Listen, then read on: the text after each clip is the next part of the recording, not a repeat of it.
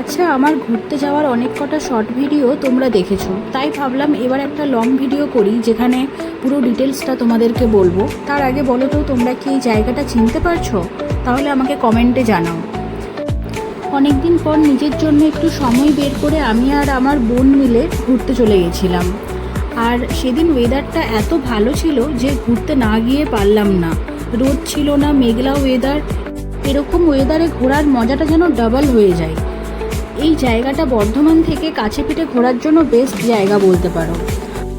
Bardhaman town থেকে 1 ঘন্টা যেতে লাগে, তো আমরা আস্তে আস্তেই যাচ্ছিলাম। তো তোমরা যদি তাড়াতাড়ি যাও হয়তো 1 ঘন্টার আগেই পৌঁছে যেতে পারো।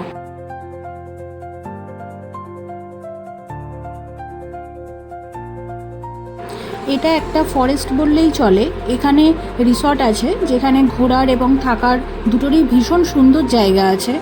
তো আমরা দেখো পৌঁছে গেছি। আমরা যখন গেছি তার আগেই হয়তো এখানে বৃষ্টি হয়েছে, যার জন্য চারিদিকে জল আছে আর পুরো জায়গাটা নিস্তব্ধ, এত সুন্দর। তাই ওখানে দাঁড়িয়ে আমরা কয়েকটা ভালো ভালো ছবি তুলে নিয়েছিলাম।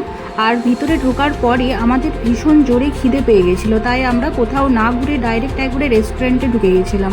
দেখো এই নিচের জায়গাটা, এখানে কিন্তু এসি দেওয়া আছে। আর আমরা একটু ওপরটাও দেখে নিতে চাইছিলাম। দেখো এইখান থেকে পুরো জায়গাটা দেখা যাচ্ছে, কতটা সুন্দর দেখতে পাচ্ছ। ভীষণ সুন্দর জায়গা। এখানে যাব, একটু পরে যাব, খেয়ে টেয়ে নিয়ে যাব। তাই চলে গেছিলাম ওপরটা। মানে অ্যাম্বিয়েন্সটা এত সুন্দর, বসার ভীষণ ইচ্ছা করছিল, মানে মনে হচ্ছিল ওপরেই বসি। কারণ ওপরে বসলে ফটোও ভীষণ ভালো আসতো, কিন্তু খুব আর ওপরে এসি নেই, তো গরমে আমরা বসতে পারিনি, তাই নিচে চলে এসেছিলাম। নিচের অ্যাম্বিয়েন্সটাও ভীষণ সুন্দর। বসে আমরা অর্ডারটা দিয়ে নিজেদের মতো কিছু ফটো তুলে নিচ্ছিলাম, কিছু ভিডিও বানিয়েও নিচ্ছিলাম। তা করতে করতেই কিন্তু আমাদের খাবার চলে এসেছিলো।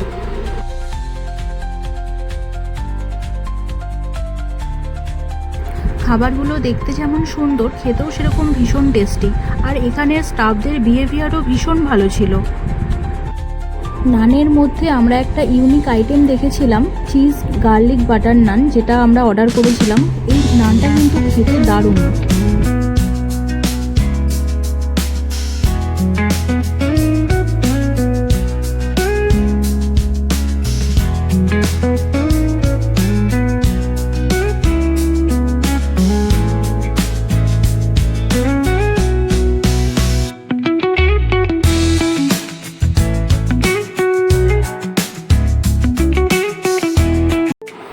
তো খাওয়া দাওয়া শেষের পর আমরা বেরিয়ে পড়েছিলাম চারপাশটা একটু ঘুরতে।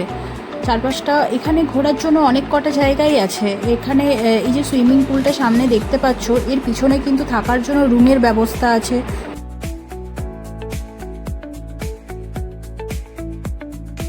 আচ্ছা, তাহলে এবার বলেই দিই, এটা হচ্ছে ওরগ্রাম, যেটা বর্ধমান থেকে ওই 28 কিলোমিটারের মতো ডিস্টেন্সে রয়েছে।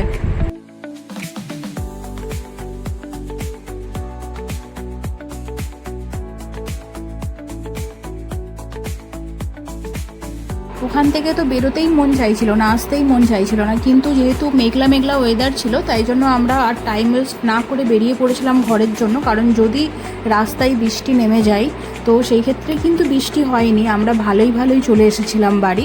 আর আসার সময়তে ওয়েদারটাও ভীষণ ভালো ছিল। এখানে ঘোরার অনেক কটা জায়গায় কিন্তু আমাদের বাকি থেকে গেছিলো। এইটা শুধুমাত্র একটা সাইড। আরও একটা সাইড ছিল, যে সাইডটা কিন্তু আমরা যাওয়াই হয়নি সেই দিকটা। তো আমরা এটা প্ল্যানিং করে রেখেছি, ওখানে আমরা আরেক দিন যাব, আর সেই দিনকে বাকি যে সাইডটা আমরা বাদ দিয়ে এসেছি সেই জায়গাটা ঘুরবো।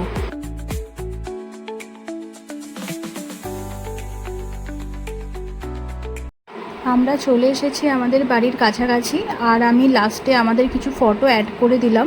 তোমরা জানিও ভিডিওটা কেমন লাগলো, আর অবশ্যই একটা কমেন্ট করো।